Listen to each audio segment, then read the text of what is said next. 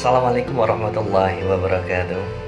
Amzaina la fitratil islam wa kalimatil ikhlas wa ala dini nabiyina Muhammadin sallallahu alaihi wasallam wa ala millati abina Ibrahim hanifah wa ma kana minal musyrikin.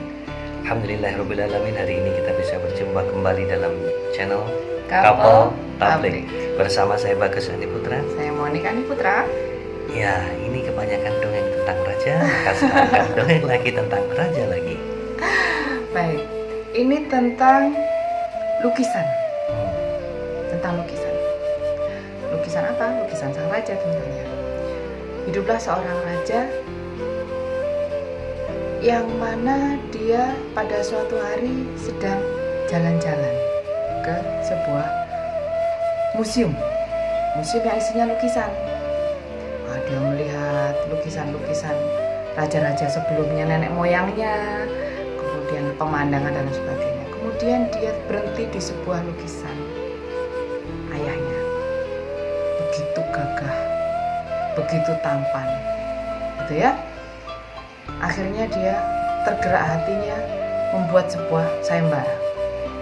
Dia memanggil semua pelukis yang ada di negeri itu.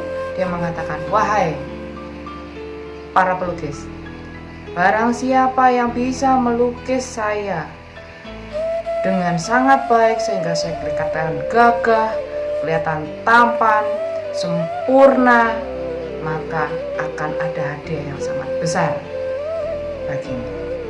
Rajanya itu? Rajanya itu.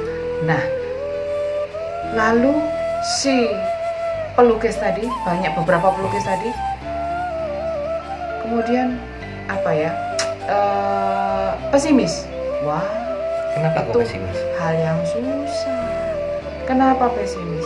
Karena sang raja itu tangannya buntung dan kakinya buntung, gitu ya. Kaki kanannya buntung dan matanya pun merem satu gini, buta. Mohon maaf, ini kalau dalam bahasa Jawanya picek satu gitu ya? Iya, gitu. Merem satu, buta, tidak sempurna matanya dan kakinya. Maka banyak para pelukis itu, kalau orang Jawa bilang gak melok gak paten. Karena barang siapa yang tidak bisa memuaskan sang raja ini akan dihukum.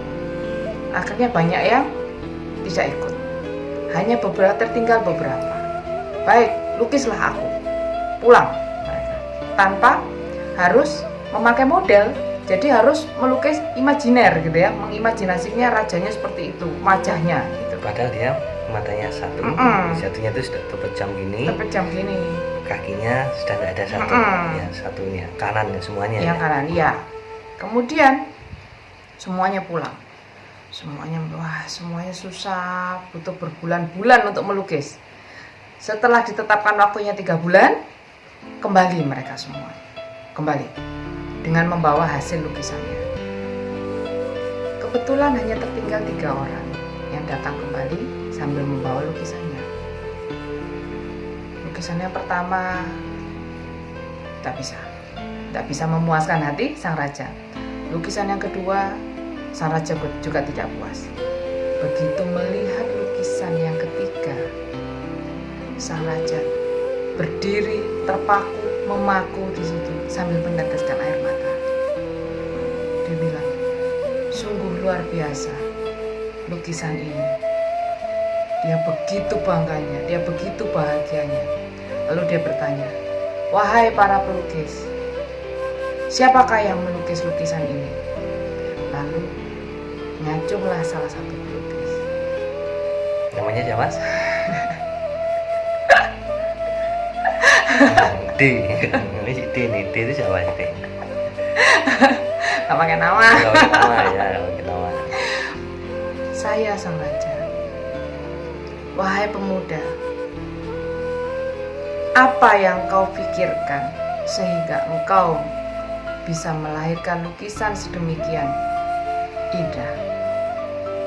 Lukisan itu, Babi, sang raja sedang duduk di atas seekor kuda, gitu ya.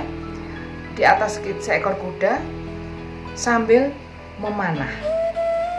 Nah, otomatis, dan ini tampak dari samping kiri. otomatis dengan posisi seperti ini, maka kaki sang raja yang buntung tidak kelihatan.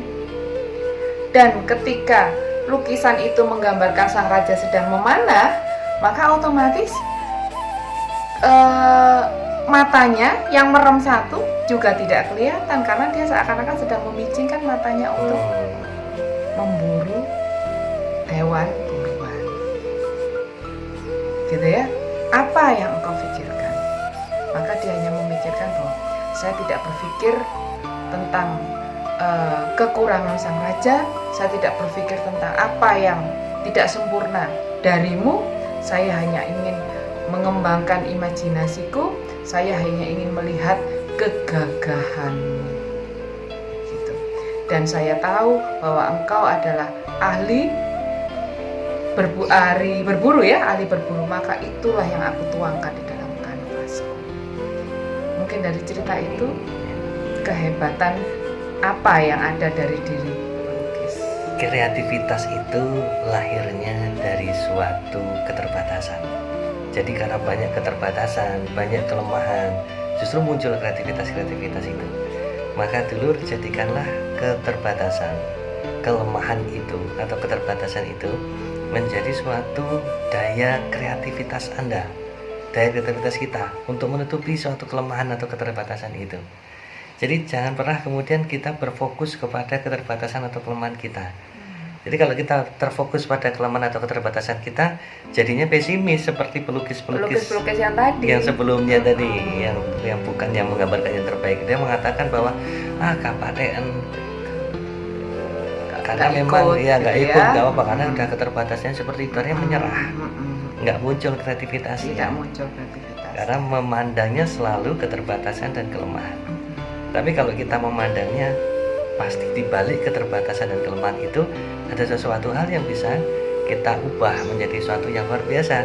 Contoh tadi si pelukis yang bisa memuaskan sang raja, dia tahu bahwa raja mempunyai keterbatasan anggota tubuh, mata dan kakinya sebelah kanan, tapi dia tahu bahwa raja itu sangat menguasai memanah dalam berburu dan menunggang kuda.